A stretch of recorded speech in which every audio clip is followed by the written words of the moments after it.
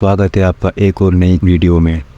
आज हम आपके लिए एक अकबर बीरबल की कहानी लेकर आए हैं, तो चलिए शुरू करते हैं। अकबर का एक साला था और वह हमेशा ही बीरबल की जगह लेना चाहता था। अकबर जानते थे कि बीरबल की जगह ले सके ऐसा कोई बुद्धिमान इन संसार में पैदा ही नहीं हुआ। फिर भी अपनी पत्नी के भाई को वह सीधा ना नहीं बोल सकते थे। ऐसा कहकर वह अपनी लाडली बेगम की बेरुखी मोल नहीं लेना चाहते थे। इसलिए उन्होंने अपने साले साहब को एक कोयले की बोरी दी और कहा, जाओ इसे हमारे राज्य के सबसे मक्कार और लालची सेठ दमड़ी लाल को बेच कर आओ। अगर तुम ये काम कर गए तो मैं तुम्हें बीरबल की जगह वजीर बना दूंगा। अकबर की इस अजीब शर्त को सुनकर साला अचंभे में पड़ गया।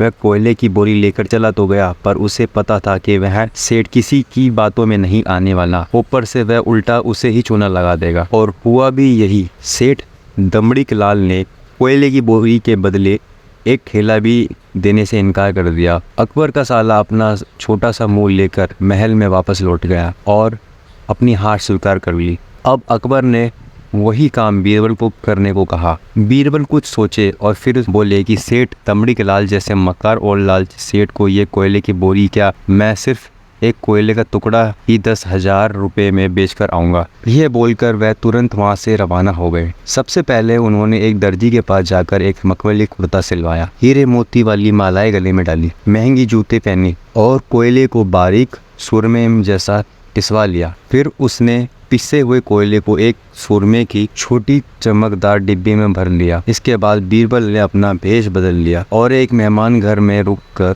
इश्तिहार दे दिया कि बगदाद से बड़े शेख साहब आए हैं जो करिश्माई सुरमा बेचते हैं, जिसे आंखों में लगाने से मरे हुए पूर्वज दिख जाते और पूर्वजों ने यदि कोई धन गाड़ा है तो उसका पता भी वह बताते हैं।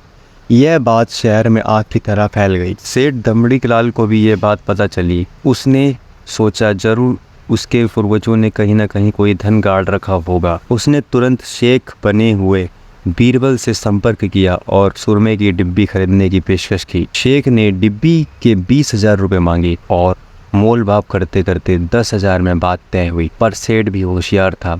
उसने कहा, मैं अभी तुरंत ही सुरमा लगाऊंगा और अगर मुझे मेरे पूर्वज नहीं दिखाई दिए तो मैं पैसे वापस ले लूँगा। बीरबल ने बोला, बिल्कुल आप ऐसा कर सकते हैं। चलिए शहर के चौराहे पर चलिए और वहां से इसे जांच लीजिए। सुरमे का चमत्कार देखने के लिए भीड़ इकट्ठा हो गई। तब बीरबल ने ऊंची आवाज में कहा, ये सेठ अभी ये चमत्कारी सुरमा लगाएंगे और अगर ये उन्हीं की औलाद हैं जिन्हें ये अपना माँ बाप समझते हैं तो इन्हें उनके पूर्वज दिखाई देंगे और गड़े हुए धन के बारे में बताएंगे। लेकिन अगर आपके माँ बाप में से किसी ने भी बेईमानी की होगी और आप उनकी असल औलाद नहीं होंगे तो आपको कुछ भी नहीं दिखाई देगा। और ऐसा कहते ही बीरबल ने सेठ की आंखों में सुरमा लगा दिया। फिर क्या था, सिर खुजाते हुए सेठ ने आंखें खोली। अब दिखना तो कुछ था ही नहीं, पर सेठ करे तो क्या करे। अपनी इज्जत बचाने के लिए सेठ ने 10,000 रुपये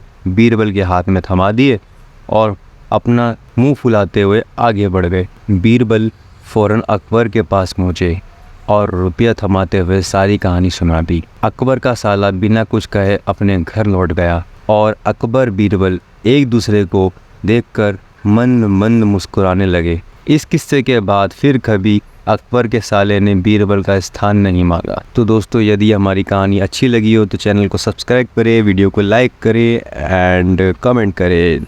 थैंक यू सो मच।